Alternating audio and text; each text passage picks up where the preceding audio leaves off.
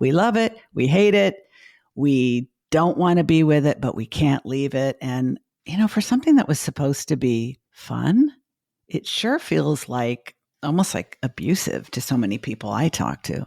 Oh my gosh, yes. I often describe it as it's a toxic situationship.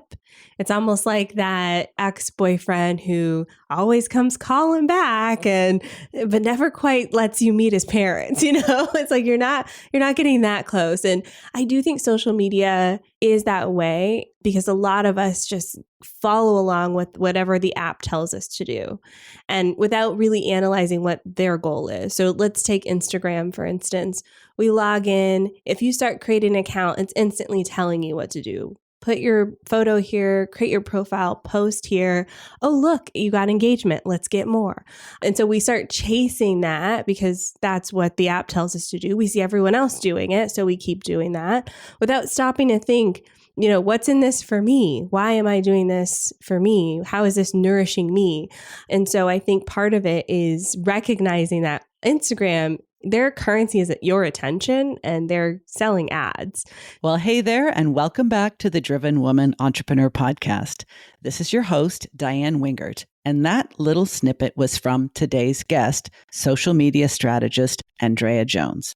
One of the many things that Andrea and I agree upon is that the time we spend on social media should feel like a relationship that we are happy to invest in. Yet so many of us just don't feel that way. We question why we are there at all. We question whether it's working or not. We wonder what is the value of growing an audience if we still feel disconnected from the people that are following us, and so much more. I was really excited to have this conversation, and I'm even more excited to share it with you.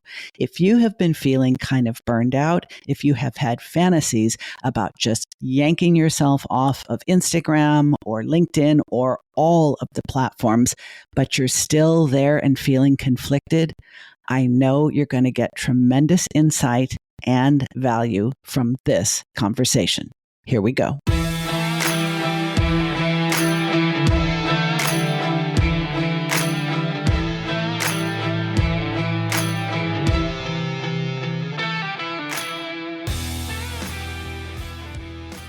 So, Andrea, I have been wanting to have this conversation with you for the longest time because you have been doing social media, running a social media agency, commenting on social media, and producing lots and lots of your own content for, I think, a decade now.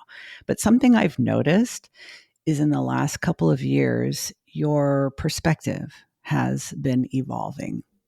And most of the people that I follow on social media are still talking about audience growth, building an audience, the importance of drawing people to you and making an audience of them. But you have evolved into a perspective that if all we're doing on social media is creating an audience, we're missing kind of the point, we're missing the opportunity because there's so much more meaningful opportunity there that an audience doesn't hit. Can we talk about that? Yes, this is one of my all-time favorite conversations. So thank you for having me on the show to talk about this. I actually think a story would work really well here. And it's the story of how I met my husband. Have I told you this before? I know this story and I love hearing it again. So I've been doing this professionally for 10 years, but I've been creating content online for over 20 years. And one of my projects was a YouTube channel that I would create. It was kind of like about my life sort of situation. And I collaborated with my husband on a video. He wasn't my husband at the time. I was collaborating with a lot of people at the time. And this to me was the beauty of the internet. As a very introverted, quirky, shy gal in Atlanta, creating videos in my bedroom in my mom's house as a, university student. It was a very awkward time for me and it felt like a great outlet for me. So fast forward a few years, I'm creating these content videos. I collaborate with my husband. We connected. I thought he was hilarious. And then we just kept talking. And the caveat to all of this is he lived in Toronto, Canada, and I lived in Atlanta, Georgia. So the power of the internet brought us together. And that is the point to me of social media. And like fast forward 10 years later, we have one kid with another on the way. And it's just like such a beautiful thing that came from one conversation that happened 11 years ago in a social media. So I think the idea that social media, the result of it is to build an audience, feels almost ego driven. Whereas the early days of social media felt more about connecting to one person, having one conversation. And so that's really what I've leaned into a lot of in the past couple of years. When I think about the value of social media to me, it's meeting people like you, right? Like you and I met through Exactly. social media. And so that's really to me the value of it. It's not about audience, but it's about community. And community to me is a two-way conversation. An audience is, shouting out with a megaphone. And you know what? This is so true, Andrea, whether you are on social media as a content creator to promote your business. There are people who do this in a really skillful way where they attract people to them and the others are shouting at them and they're probably running in the opposite direction. Why do you think so many people are still promoting this idea of creating an audience? Because clearly there's media and then there's social media. And if there's social media, it shouldn't just be posting something and leaving it there. Like get a billboard. Yeah. Right? There's supposed to be some sort of exchange. There's supposed to be some sort of back and forth. And what is the purpose of that? Connection, right? Why do you think it's so still? I mean, we're talking 20 years. 20 years later, so many gurus, consultants, coaches, media coaches are still talking about audience. It seems perfectly obvious that there's a better way to make use of this technology. It is. And I think it's human nature. And you probably know this more than I do. But when I think about a different industry, like take the health industry, health coaches talking about, lose 20 pounds in 20 days or whatever they're hawking out here, right? Yeah. Our brains are attracted to that instant gratification and we're romanced by the idea of it, right? We're like, ooh, that sounds lovely. And I think social media can feel the same. It sounds good on paper to go, I want 10,000 followers. That's my goal, right? That's my goal, 10,000 followers.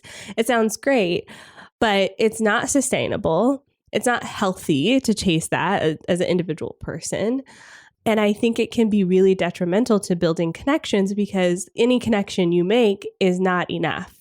Like with the health industry, losing 1 pound, it's not enough. You have to go to the 20.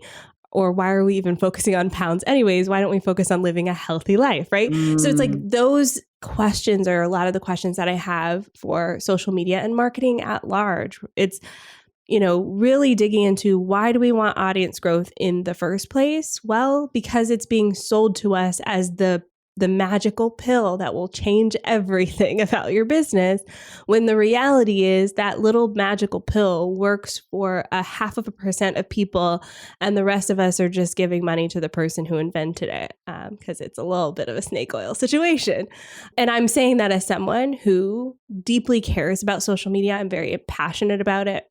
I love it as a tool for connection, but it's not about that shiny audience growth number at the end of the day. Girl, you are singing from my hymn book because truthfully, most of the people that I work with as a business coach have spent thousands, sometimes many thousands of dollars chasing after, and I use the same terminology you do, the magic pill. Why? Because we are socially and culturally conditioned to want easy, fast, fun, basically passive results that are going to blow our mind and rock our world. So whether someone's selling us, wrinkle cream or weight loss or, dating advice, whatever it is, we are socially and culturally conditioned to expect it to be easy, fast, fun, ridiculously successful with almost no effort on our part. And even though we know in our minds if it sounds too good to be true, it frickin' is, we still fall for it because we have been trained to do so. And your brain gives you that little squirt of dopamine when you hit the buy now button. Then we have to justify what we've done with the sunk cost fallacy. Well, I have to keep doing it because look at how much money and time and energy I've already put into doing it. I have to keep doing it, which is why I think most of us have a relationship with social media that's, let's just say, complicated. We love it, we hate it, we don't want to be with it, but we can't leave it. And, for something that was supposed to be fun, it sure feels like almost like abusive to so many people I talk to. Oh my gosh, yes. I often describe it as it's a toxic situationship. It's almost like that, ex-boyfriend who always comes calling back but never quite lets you meet his parents, Yeah. It's like you're not getting that close. And I do think social media is that way because a lot of us just follow along with whatever the app tells us to do and without really analyzing what their goal is. So let's take Instagram, for instance. We log in. If you start creating an account, it's instantly telling you what to do. Put your photo here, create your profile, post here.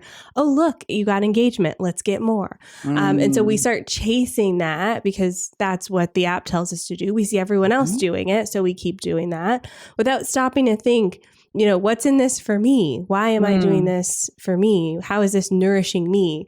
And so I think part of it is recognizing that Instagram, their currency is your attention and they're selling ads. So once we can pull back, the Oz curtain and see the real person behind the curtain there, we can recognize that, oh, this is Instagram's goal. My goal doesn't have to be the same as Instagram's goal. So then we can ask the question, what is my goal? Why am I here? What benefit does this have on my personal life, my business life? And that can really be illuminating and help you decide how you want to use the app instead of letting the app decide for you.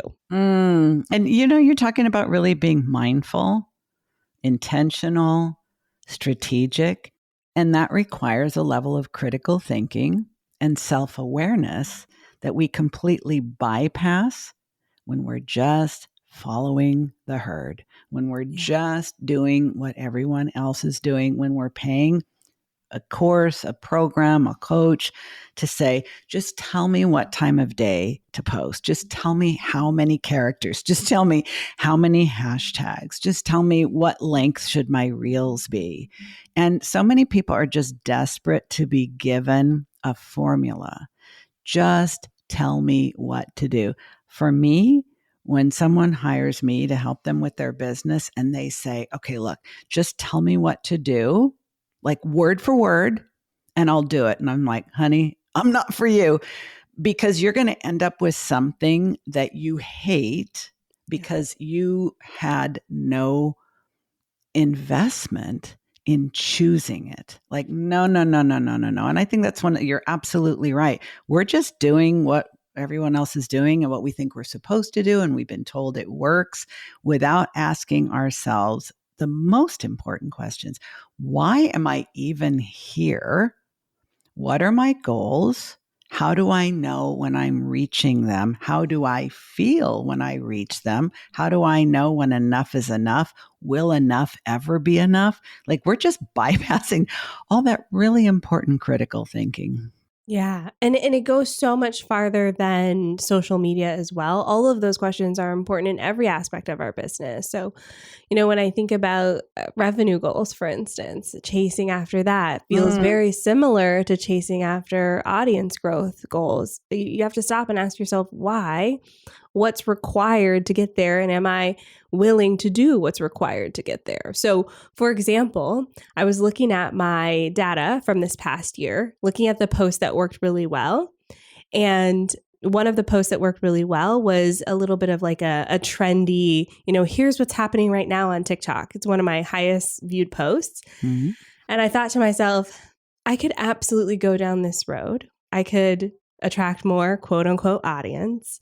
I could bring in more people, but I don't want to be caught up in chasing the nuances of all the updates of all the platforms anymore. Mm. And just by releasing that, I'm like, oh, I don't have to create content just because it performed really well for me. How about we create the content that really resonates with me and actually brings me the people that I want to work with, right? And not the people who are also constantly chasing all the updates and they're here today, gone tomorrow kind of thing. So it's kind of like diving deeper into the question of, yes, we can look at all of these data points and say, here's what works, here's what doesn't. But at its core, do you want to do that? Does it benefit the direction that your business is going? If you can't answer that question confidently, then it may not be the strategy for you. And that's what I found for me looking at this year. You have developed a tremendous amount of expertise in guiding people to do social media mindfully, being on the right platforms for them, for their goals, for their values, using their talents in the way that they want to. And you have long said, because I've been a member of your membership, you have long said you don't need to be everywhere.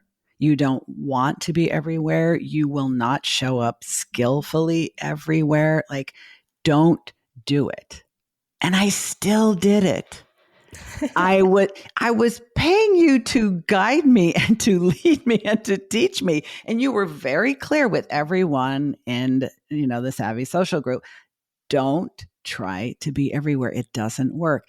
And I realized that, wow, this level of conditioning and this level of fear and FOMO and just a fundamental distrust in your own intuition is so pervasive. Like, I know better. And I still did it. Now, you'll be happy to know that I did start pulling myself off of various platforms one at a time, but it was actually painful. And I think this is really quite perverse. And I'm fessing up to this with you because I know I'm not the only one. And I know that being honest and vulnerable about the things that we do as business owners helps other people to know they're not alone and they're not crazy. But it's such a powerful force that, we're in business by ourselves. Many of us, small business owners, small agency owners, solopreneur, all the decisions rest on you. You are quite literally where the buck starts and stops. And we all think we're not doing enough.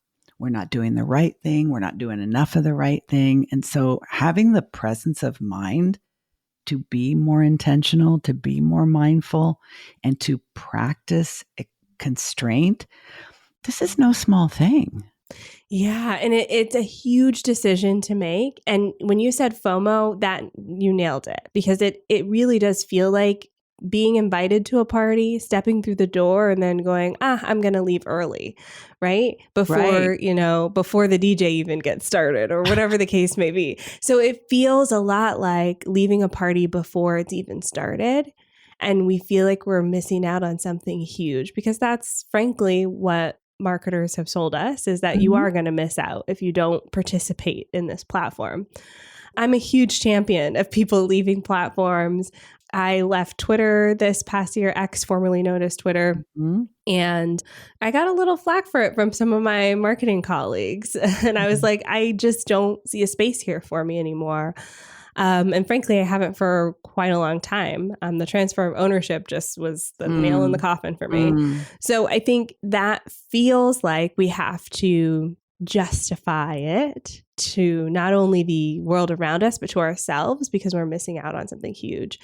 When in reality, we're actually opening up more doors for opportunity. So one of the things my coach said to me, and I'm sure you say this to your clients as well, is what are you missing out on because you're committed to this other thing that is completely unsatisfying to you, right? Like, what are you opting out of because you've opted into whatever, staying on Instagram or whatever it is that you're staying into? And sometimes removing the mental weight and the time commitment of being on that platform opens up so many other opportunities that you can then explore with that freed up time and mental freedom. And so I think that's part of it too, is, yes, we've been sold a bill of goods that we should be everywhere and be all things to all people, but it's not possible. And the brands that you admire who appear like they're everywhere typically have a team that's running it behind the scenes. And usually a pretty big team. And some of them have a different team for each of the different platforms. Yeah. Yes, objects in this mirror may be closer than they appear, or they may be a lot further away and have no bearing on you and your micro business or micro agency. I want to swing the conversation back a little bit in the direction of connection versus engagement. I know lots of times we use these words interchangeably, but I'm be really curious to know, because we're very like-minded on this. How do you use the term engagement versus connection when you're specifically talking to entrepreneurs like us who use social media to market their business? Yes.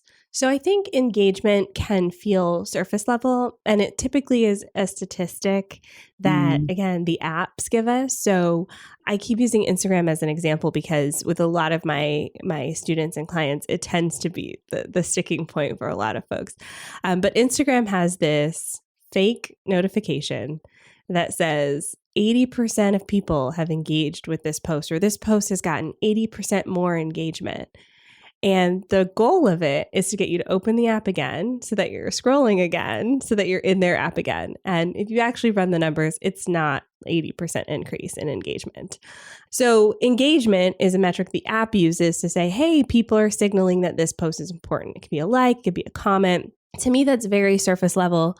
It almost means nothing. I see how it plays into the algorithm, and obviously it does help for more people to see your post.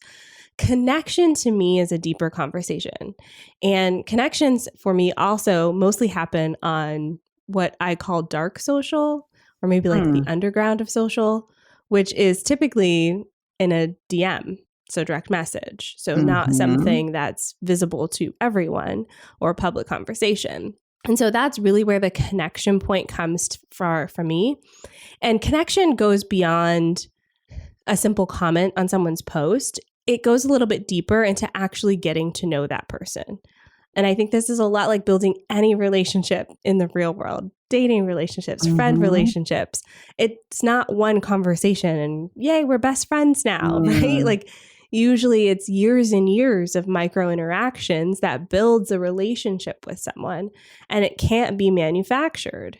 And so that's the thing that is super important to me about social media. Connection is it's a series of those micro interactions that builds relationship with that individual person.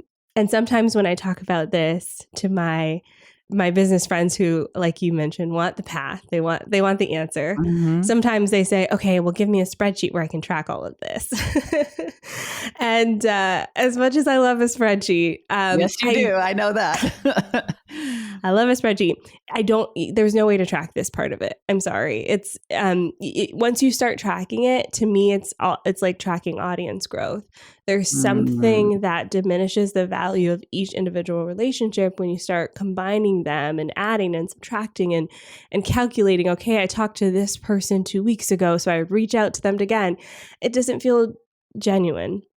So there are ways you can organize yourself, obviously, to keep track of conversations, but it's really about those collective micro interactions that build connection with people, and the surface level like or leaving a comment doesn't really leave space for that deeper connection. This is such a powerful distinction, Andrea, and I think speaks directly to the heart of why so many people say, kind of like, I hate it, but I use it. It's like the old Listerine commercial.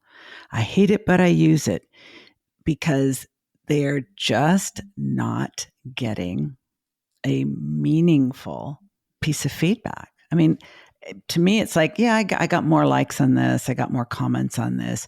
It just somehow doesn't ever really feel like it matters. Now, I might be curious. Oh, this post got a lot more comments, a lot more likes. Oh, this one got shared. That's interesting. I wonder what it is about this post. So it'll get my curiosity going, but it still feels very superficial, very from an emotional level, from a human relational level. just vapid, just sort of like something that would just evaporate a short time later. And I think because it's like fast food. You can eat a bunch of fast food. You can eat so much you make yourself feel stuffed and sick. And an hour later, you're hungry again because you didn't actually eat something satisfying and nourishing. So in truth, there really isn't ever enough, is there? It's like you're just on this endless treadmill for more, more, more.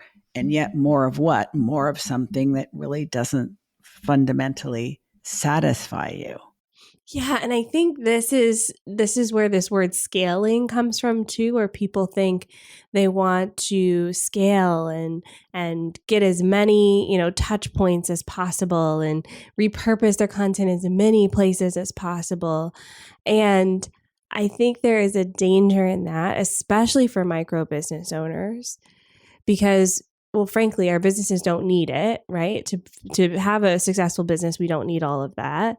But like you said with the fast food example, it doesn't nourish us. And for me personally, the things that bring me joy are not something I can scale, right? Like an example is this week, I had someone join my community and I wanted to connect them with another community member and I couldn't find her profile. So I went to Instagram and I sent her a voice DM because we had just had a conversation there. And I was like, hey, I can't find your profile. And it was like a total misunderstanding. This is not a scalable action, right? Like most people would say, Andrea, get your assistant to do that for you. And I'm like, that's not nourishing for me. Yes, I could have a machine working in the background to just automatically pair people together or something. I don't know.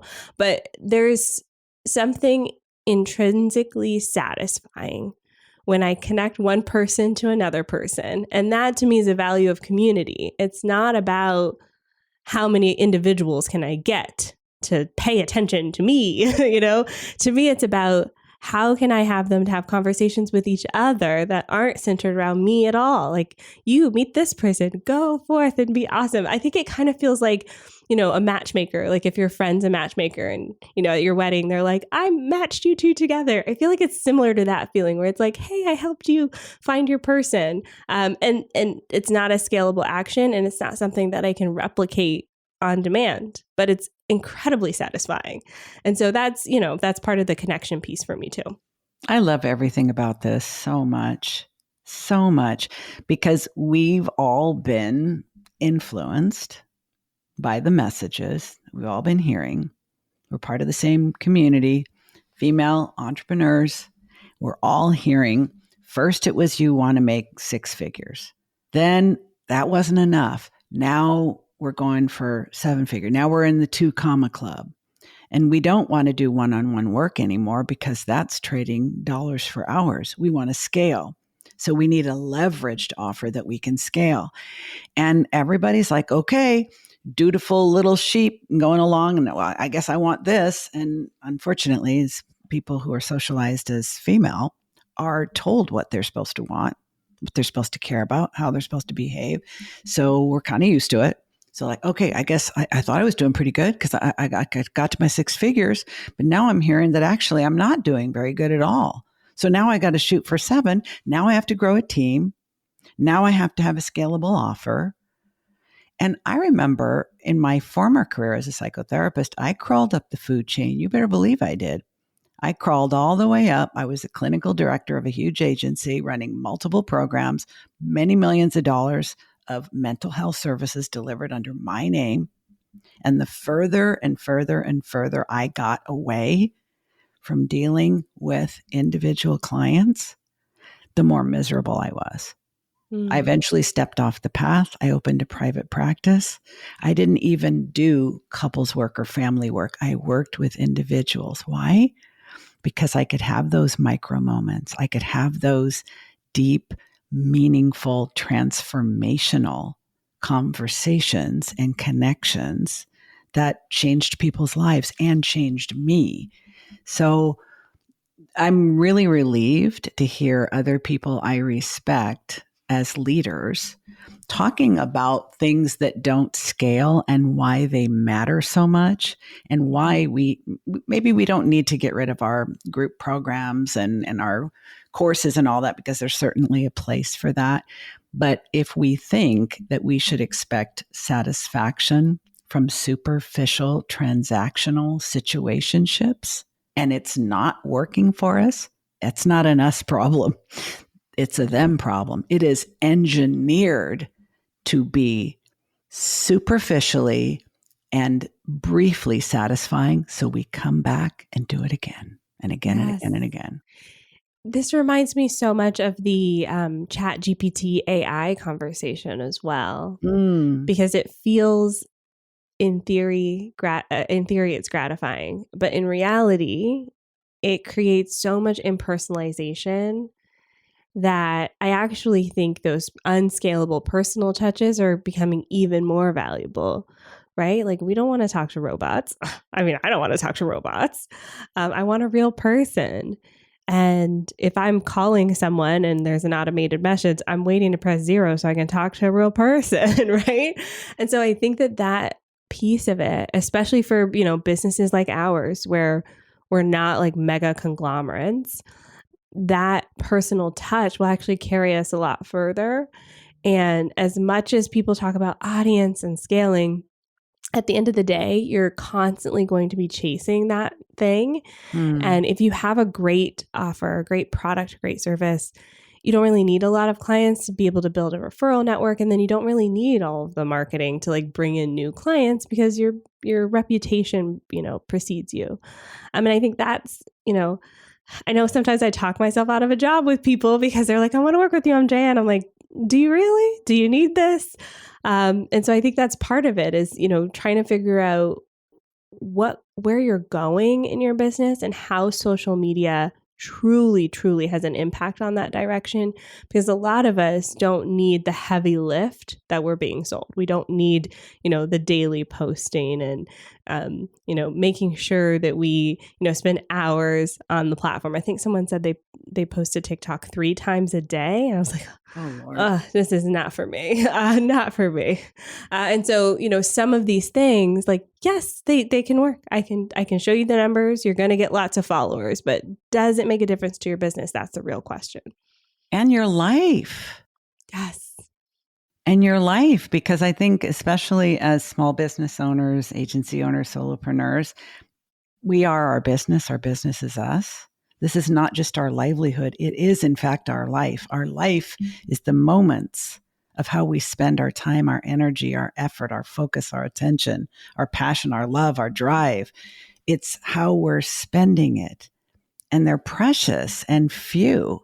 And the longer I live, the more I realize all of this is so fleeting, right? And it's the meaningful connections and the communities that matter. I think particularly in our post-pandemic culture, there's 2 things I see happening that I'm wondering what your thoughts are. One, 100% people are longing for connection. They're feeling digitally connected and emotionally disconnected. Yes. So we may have hundreds, thousands of followers, but I think there's an epidemic of loneliness that is probably not talked about nearly enough. And most people don't want to identify with it because there's a sense of shame. Because, I'm an influencer. Okay. But I also see that many people, while they may be hungry for connection, hungry for community, longing for that, they've become accustomed to a hands all the way off style of communication. So when there is a human being available, they will go with the chat box instead. It's like, oh no, God, no, I don't want to talk to a person. Can't I just like enter it into can't you just like, oh God, no. And this is not just like social anxiety, social phobia, whatever. Those things are real and I appreciate their impact. But I'm concerned about what I genuinely believe is a loss of social skills and ability and desire to relate when given the opportunity. So I'm sort of seeing 2 different things, and I'm wondering what the intersection is. Yes. I have a few thoughts, but I don't know if I have an answer fully because I think we're still in the process of it all, right? Like I think we're still Yeah. affected a lot by this pandemic. I too am noticing a lot of people craving connection, and also they're struggling to reach out and like make those connections happen. Yes. And I think there's a fear of vulnerability there because the connection is two ways. And when we get used to consuming a lot of information, it's very easy to just scroll through TikTok and not have to do anything. You don't have to like, you don't have to comment or share. You just consume. You're just there. That's easy. It's the fast food, right? Mm. The nourishment comes from interaction, which means making yourself feel vulnerable. And I'm saying this from a place of like, me too. Yes, this is me. Same. Same. And I Same. think the realization hit me really when I was pregnant with my first kid. And I started reading all of the books and listening to all of the podcasts. But where I got the best advice was actually asking people, like calling my friend, texting my friends. I joined a mama's group, specifically a Black mom group too. Like, Mm. what are the challenges we're up against? And part of that was raising my hand and asking the questions and going, Yes. help, I need direction. But now I'm pregnant with baby number 2. Now I'm realizing the benefit and the nourishment I get from the community is sharing my experience and like interacting with the other moms who are now raising their hand saying, help, I'm here. I need support.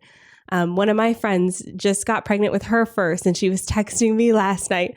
And I was saying, oh, just don't read these books at all. They're terrible. Here's a resource. And I live in Canada, so we have a lot of resources available to us as moms and parents. So to me, it was extremely nourishing to be able to give to other people. And I think that's kind of the missing piece right now with like this crave for community. Mm. It's not so much about taking from the community. It's about finding a community you can give to. I think that part with social media and the way it's designed is actually very challenging because it is a lot of consumption. This is so, so, so good. And, you anticipated my question. I find myself thinking, I wonder if some of these insights were potentiated by you embarking on the path of parenthood, because Yeah. being a parent, bringing new life into the world, enlarging your family is like a little incubator for really understanding how connection and community actually benefit us, because you're not only connected to these little humans and to your husband in a new way, but you see the interconnectedness of you and your community, you with other moms, you with other Black moms, you with other moms of 2 kids versus moms of 1. It's like your brain can just start recognizing all these connections that are available to you and that you benefit from. And yes, to your point, that I hope we all reach a point where we're not just seeking more consumption or even connection for the sake of meeting our own needs, but our presence as part of an engaged community is not just there for our own benefit. It is there for the benefit of others. That sort of feedback loop that you are able to help people that other people in the community maybe couldn't, because they're drawn to you for some reason, and there's satisfaction in that. There's something on a societal level where we do need to go from passively consuming, and never quite being filled, and realizing I have something to offer. I may not be an expert in parenting, but I have some experience I can share, and how much more meaningful and satisfying that is to someone than all of the books they could read by the so-called experts, some of whom don't even have kids. Yes. And I think the challenge with the books is it's like an A to Z like Mm. step-by-step process. And my experience so far is raising a kid is not A to Z at all. So Mm-mm. you kind of need more of like an encyclopedia approach where you're like, I just need this particular question answered right now. And you're right. That's where the giving part of being a community member can be very satisfying. And I do find ways to do this on social media. I spend more time commenting than creating content. So that's just one of my ways of being a good community member is, Mm. finding conversations where I can contribute. And these days, a lot of them actually happen in closed community spaces. This is where the definition of social media gets a little bit fuzzy. But for example, we're in a community together that feels very social to me, and that there are Yes. people posting and commenting. And I spend more time in those private communities than I do in like a public social media community. And I feel way more satisfied from those interactions versus the one on social media. So I don't know what this means for like the future of our post-pandemic world, but I do think actively seeking out ways we can give as a community member can give us some nourishment versus the empty calories of consumption. Mm. I think it does have something to do with the container. Mm. The community that you speak of that we're both memberships. I'm really satisfied by the connections, the communication, the conversations that are happening there, and how safe it feels Yeah. to, because on social media, let's be honest, you can say the most innocuous thing, and you can be like a sitting duck in the shooting gallery. Somebody may just decide to take a shot at you for any reason, no reason at all, and there you are taking heat. In closed communities, you're going to be protected by the one who's creating the community. But I'm almost wondering, because I've noticed that even people who want to give feedback on a particular podcast episode, Mm. they're not leaving reviews now. This is my experience. They're not leaving Mm. reviews. They're DMing me. They're sending me an email.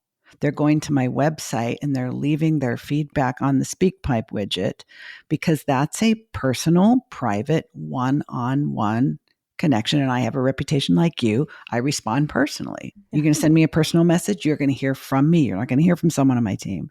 And that feels very different. I mean, it's great to get podcast reviews, but they tend to be fashioned and phrased and communicated in a way that's fit for public consumption. So people really think about what they're going to say. And most of the time, anybody could say it. But when they send a DM or an email, I'm getting really personal, vulnerable, really meaningful feedback. Like, this really spoke to me, and I'm going to tell you why. I don't think they're going to do that on social. So I think what all of the things that you're saying make so much sense for where we are as a society, where we are culturally, where we are as business owners, and the unmet needs that people have that they're really starting to pay attention to and do something about. Yes. And I think the do something about is the key here, because when we don't, we continue on the path that we're on, which means we're posting all of the places and we're feeling this like resentment of having to be on and available for all of these, frankly, strangers. And this is where I see so often business owners completely give up and they delete Instagram off their phone forever without really stopping to analyze, what's in it for me. They're just like, I'm done. I'm burnt out. I need out of this toxic situationship.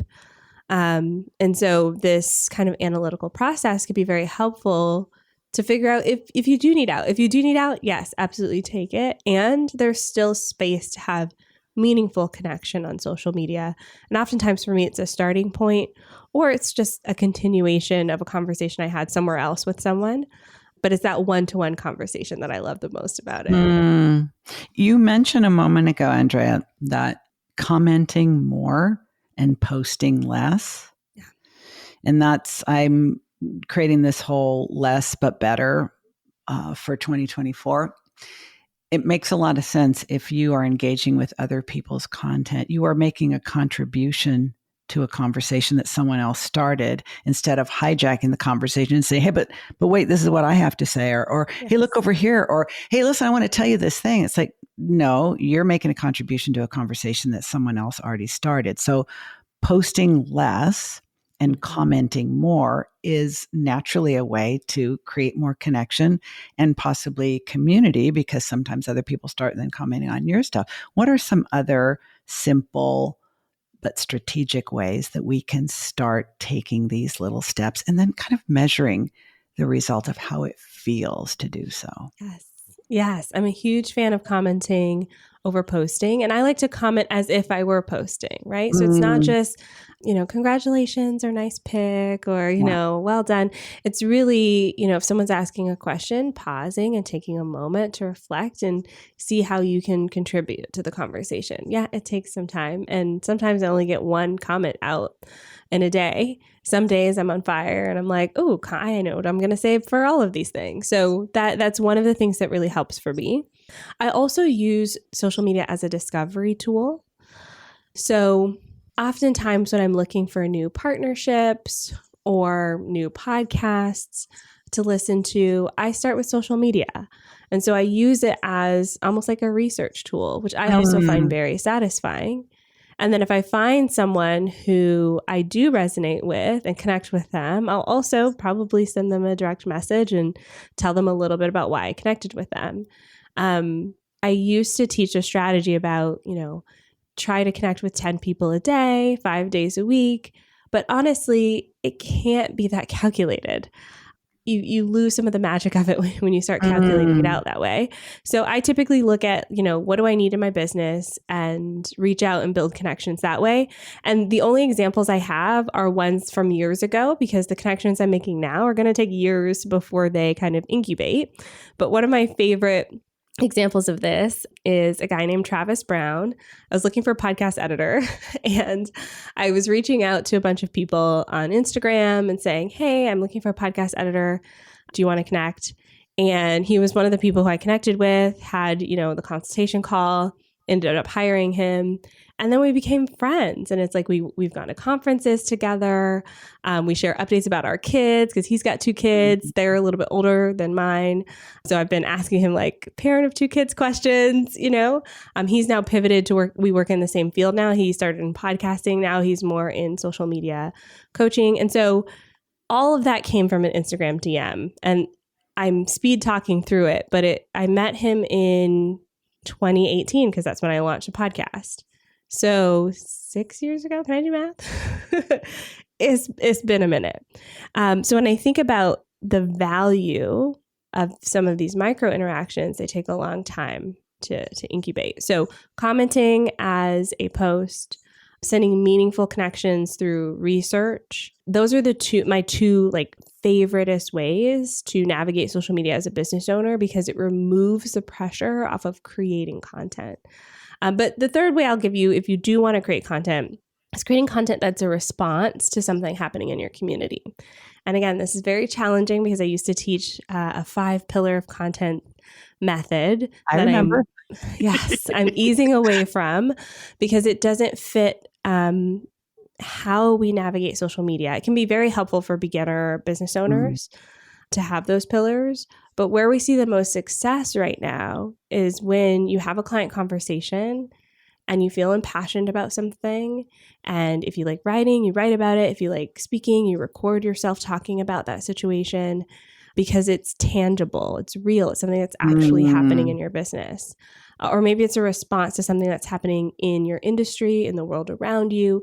Like that response style content generally seems to work the best because it doesn't feel orchestrated. It doesn't feel planned. It doesn't feel like you have an agenda. And as consumers, we kind of can, like, we know what an ad looks like. And you know what we do with the ads on YouTube? I cannot wait to press skip. So the same thing is happening on social media. When we can think about creating content that's a response, it feels less like someone saying, buy my thing, and more like someone saying, hey, I have this idea, I'm starting a conversation. So those are the little things, little big things that you can do to be mindful about how you approach your social media actions. I loved this idea about creating content that's a response. Mm. Because my mind is saying, well, sure, that makes sense. It's like Q&A. You're closing the loop. Someone has a need, someone has a question, someone has a problem, and you're responding to it. So you're meeting their need. You're meeting your need for creating content. And chances are someone else has that need. And you're also creating a closed loop. Like, Yeah. it's as close as possible to a conversation without being a conversation. It's an Yes. asynchronous conversation. And that is, of course, going to feel more satisfying and probably going to make it a whole lot easier to create content that way, because most people I know say, oh, I can't do like solo episodes or just sit down in front of my screen and write out a blog post. But when someone asks me a question, then I can go to town. Okay, people are Yeah. asking questions. You just need to find those questions and answer them. I love Yeah, it. absolutely. I love it too. And you're right. It does make it a lot easier. You can actually create content a lot faster because you're not having to like think of something from thin air. This has been one of the most satisfying conversations I've had in a long time, because it really speaks to not social media on the superficial level, but really the bigger picture level of our culture, our community, how we as humans relate to one another. And if you are feeling like social media is something you want to dump, you want to run away from, you want to break up with, if you need to do that, do that. But maybe you want to consider some of the things that Andrea and I have been talking about as an alternative to see if you can't transform your relationship with social media into one that is both satisfying and sustainable. I created a private podcast. It's absolutely free of charge, and you can listen to it in the very same place that you're listening to me now, but it's private. So the way you get access to it is you're going to click on the link in the show notes. You'll enter your email address in the form, and it will be sent to you. There are 10 mini-sodes.